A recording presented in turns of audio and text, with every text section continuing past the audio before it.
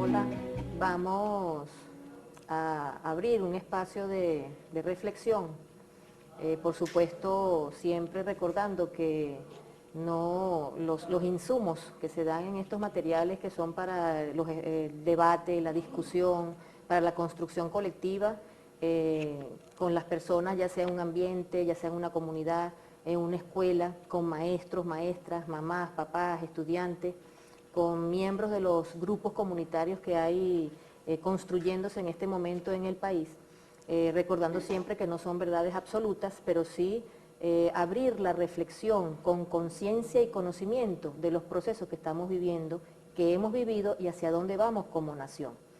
En ese concepto de nación que nosotros queremos un poco ir reflexionando, yo voy a remontarme en una reseña de lo que fue la República de Venezuela y lo que hoy es la República Bolivariana de Venezuela. Desde la posindependencia hasta el año 1998, la República de Venezuela se constituyó con un 20% de la población. Y por supuesto heredamos una gran exclusión de población de un aproximado de 80% de la población. República de Venezuela. Un ejemplo de cómo se fue constituyendo este 20 y este 80 se da desde la posindependencia, cuando se comenzaron, por ejemplo, a elegir gobernantes de provincias, gobernantes de comunidades, se decidió que se elegían los vecinos. Los vecinos eran los que elegían a sus gobernantes, pero la definición de vecino era el dueño de tierra. Un dueño de tierra era un vecino. Entonces, por ejemplo, una comunidad de 3.000 personas, si habían 10 vecinos, los vecinos eran los que votaban por quienes gobernaban. Y quedaban 2.990 personas sin tener derecho a elegir a quienes gobernaban. Por supuesto, ya había exclusión de mujeres, porque ya se entendía que las mujeres no elegían, solamente votaban hombres y solamente votaban vecinos. Pues con ese ejemplo, más o menos así fue como se fue construyendo lo que durante mucho tiempo fue la República de Venezuela, un 20% constituido por una élite y por lo que uno pudiera llamar subordinados de la élite, de esa élite. En el 80% quedó en exclusión indígenas, afrodescendientes, campesinos y campesinas.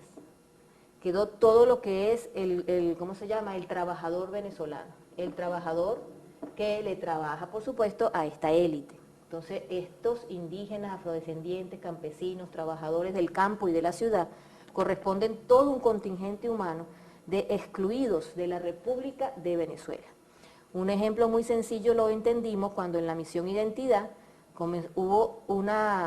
se ceduló en este país más de 6 millones de personas.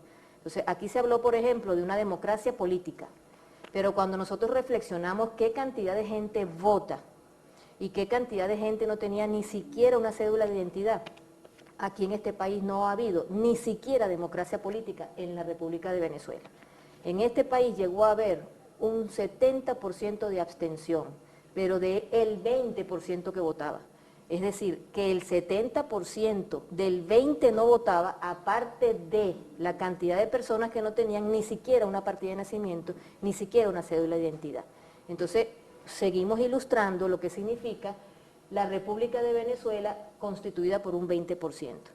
Esa República de Venezuela se montó con unas lógicas y con unos métodos para construir lo que hoy conocemos como institucionalidad, como educación, como un sistema de valores, que todos se caracterizan por la unilinealidad del pensamiento y de las acciones. Estas lógicas y métodos, como dice nuestro presidente, son lógicas y métodos de dominación, son lógicas y métodos imperialistas. Entonces, ¿por qué? Porque entonces el sistema de valores se constituyó en el individualismo, en el economicismo, el egoísmo, el quítate tú para ponerme yo.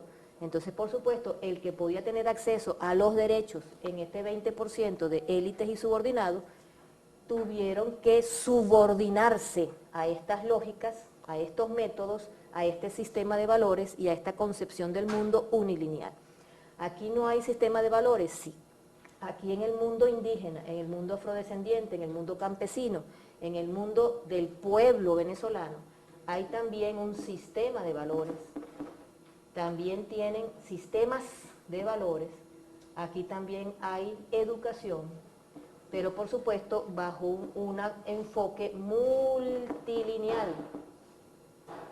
Entonces aquí es donde tenemos que ir contrastando que en el 20% se subordinaron a unas solas lógicas y a unos solos métodos, mientras que en el mundo multiétnico y pluricultural de nuestro pueblo existen valores también y existe educación.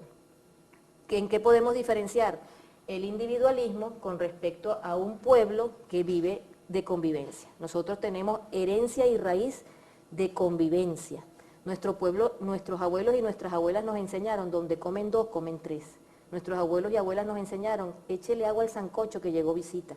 Nuestros abuelos y abuelas nos enseñaron a atender al enfermo y a asistir al desamparado. Eso somos, esa es nuestra raíz. Pero para poder pasar a este 20%, este grupo de personas, para poder tener acceso a algunos derechos, tuvieron que pasar de aquí para acá. Ejemplo, entonces vemos como una persona que vive en Mantecal, estado Apure, cuando va para Caracas a estudiar y le preguntan ¿de dónde eres tú? Entonces lo primero que dice es yo soy de San Fernando. No dice que es de Mantecal porque lo más parecido a ciudad que hay en Apure es San Fernando.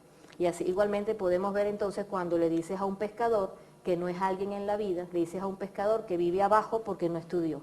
Entonces, para poder estudiar tenemos que empezar con un proceso de enajenación de quiénes somos, de negación de identidad. Dice la maestra cuando se le acerca al niño, maestra, ¿para qué estudio yo? ¿Para ser alguien en la vida, mijo? ¿Para salir de abajo? ¿O es que usted va a ser pescador como su papá toda la vida? Fíjense los valores, fíjense los conceptos de este mundo, de esta República de Venezuela. Entonces, un pescador de aquí, para poder ser alguien en la vida, tuvo que negar su identidad y subordinarse a estas lógicas y a estos métodos. Entonces, en esta lógica y en este método, no importa si eres un pescador honrado, eres un pescador honesto que levantó a sus hijos con dignidad, con honestidad, con transparencia, no eres alguien en la vida, ni saliste de abajo porque eres pescador. Mientras que en esta misma lógica, entonces, no importa si eres un maestro reposero, abogado ladrón, ingeniero tumba edificio o médico matasano, si eres alguien en la vida y saliste de abajo porque tienes título. Ese es el sistema de donde nosotros venimos y muchos de las personas profesionales, maestros, maestras, médicos, militares, ingenieros, somos hijos e hijas de campesinos y campesinas que para poder incorporarnos al mundo del 20, tuvimos que hacer desarraigo cultural, negación de identidad y desconocimiento de nuestras raíces societarias de convivencia. Esa es la República de Venezuela que nosotros heredamos, con una institucionalidad de exclusión. Todos los sistemas, las lógicas, los métodos y el sistema de valores del mundo unilineal está constituido bajo el principio de la exclusión. El que no entra por este aro simplemente queda fuera. Nosotros hoy, en la República Bolivariana de Venezuela, nos estamos fundamentando en la inclusión.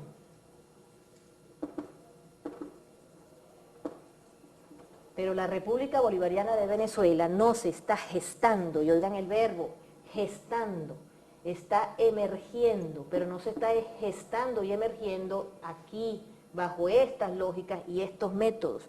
La República Bolivariana de Venezuela se está construyendo con otras lógicas y otros métodos, porque si estos métodos